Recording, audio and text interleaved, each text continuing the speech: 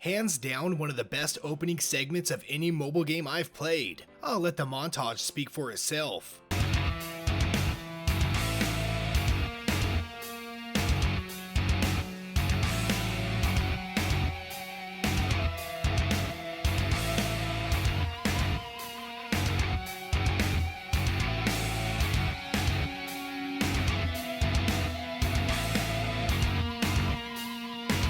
Marvel Future Revolution is a semi-open world action MMORPG. A while back I groaned about the lack of innovation within this genre, and while Future Revolution does just about nothing to change this, to my surprise, there are some features that have me invested more than I would like to admit. Could it be that it's the first time that I've had the pleasure to play as my childhood crush? Ah yes, my Saturday morning cartoon romps would be nothing without the electrifying presence of Storm. Okay, you really want to know what this game is all about, so enough drooling over my fictional wife, and more of a tiny impressions of Marvel Future Revolution. Before we get started, consider subscribing and hitting that notification bell. We are so close to a 7K livestream. Team Tiny Unite! Okay, whatevs, back to the video. Marvel Future Revolution is actually an endless Flappy Bird-like runner. Okay, that's just the download screen. Marvel Future Revolution is an action MMORPG like every other action MMORPG. But before I delve into the recycled gameplay mechanics, those to which you've seen a million times before, I want to congratulate Future Revolution for its top-tier introduction. The opening level is a masterclass in both exciting comic book storytelling and action-blasting Marvel movie standards. If this game was 100%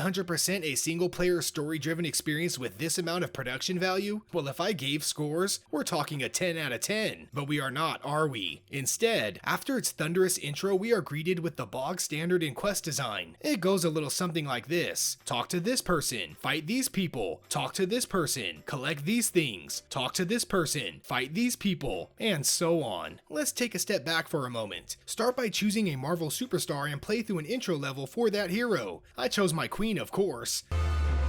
In the name of the goddess!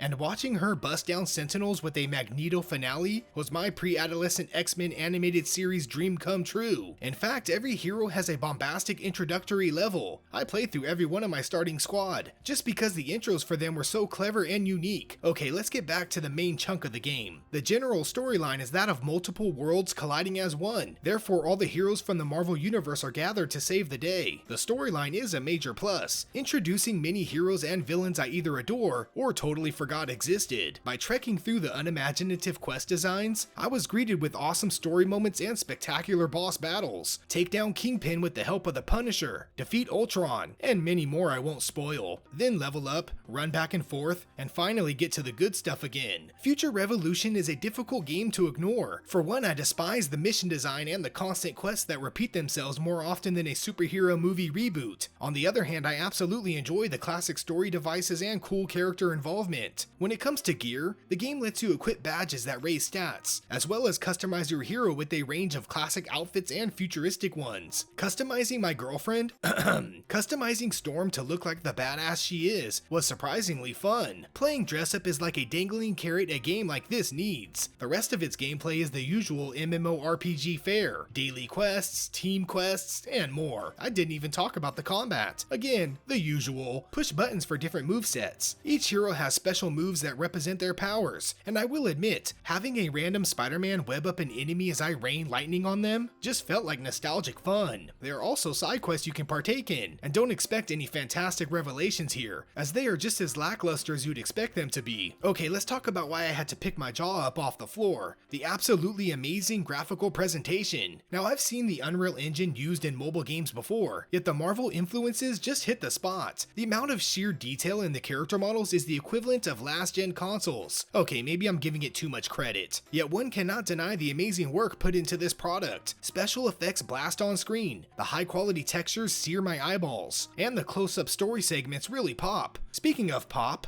The game does suffer from tremendous texture pop-ins. It's really bad. Every time a new scene is presented, we are greeted with a hazy blur. Then suddenly the textures reveal themselves in all their glory. Now I am not sure if this is an issue with the Unreal Engine, with my device, or with optimization. Nevertheless, it dampens an overall beautiful graphical art style. Now on to the real moneymaker, the monetization of course. Welcome to the wonderful world of endless resources and inventory capping. I'll just talk about the main element. Costumes are used not only for cosmetic purposes but also to boost stats. One cool aspect is that you can equip the best gear, yet also choose the gear that looks best for appearance, so you're not stuck with a mismatch of styles just for the ultimate power level. Now you can upgrade costumes for free, yet higher levels take a ton of coin and resources. Instead, you can draw for a chance to earn better costumes, or maybe draw some upgrade material, or maybe draw some consumable items for tough encounters, or maybe draw items I have no idea what I'm drawing because honestly I didn't take the time to read every single use of an item. Your main purchasable currency will be diamonds, and with them Rocket and Groot will be more than happy to summon something useful. If you've played any mmorpg in the past, then you have a pretty basic idea of the system presented here. I can't comment on how it affects the game long term, as I've spent quite a bit of time avoiding this system altogether. I just want you folks to know it's here. So yeah, it's here. Now for the beloved Tiny Impressions verdict. Knowing my history of disdain for this genre, is Marvel Future Revolution worth a play? The time has finally come for me to relinquish my disdain for this genre. So absolutely yes, you should totally download this game, if for no other reason than to relive your Marvel comic nerddom. Let me give you some advice. Play it for the intro level. Pick your favorite hero, play their intro, then hold steady through the tedious quests and experience some of the surprise villain encounters. Once you've had your fill of the game, feel free to uninstall it. I know, that's a weird recommendation. Future Revolution gets a few things right. The storyline resembles that of an original Marvel comic, almost like a series of comics you plow through just to see what happens next. The graphics are on par with the best in mobile gaming, yet the redundant quest designs leave a lot to be desired. It really missed the mark in this department. For the first time in my many years of disliking MMORPGs, I actually enjoyed the heroic parts and decided to look past the villainous ones. While not a brand new experience, Future Revolution is definitely a step in the right direction. My investment in the game does not come from its bland missions, but from its unpredictable cast of characters and its unforgettable story involvement. So if you're a fan of anything Marvel, of anything MMORPG, and of anything that is my goddess the Queen of Weather, then give Future Revolution a play. As always, thanks for watching Tiny Little Games. Please subscribe to support my channel, like for more impressions, and ring that notification bell for video updates. Fun fact, my second X-Men crush was Rogue. She can steal my heart any day. I hope my real wife doesn't see this video.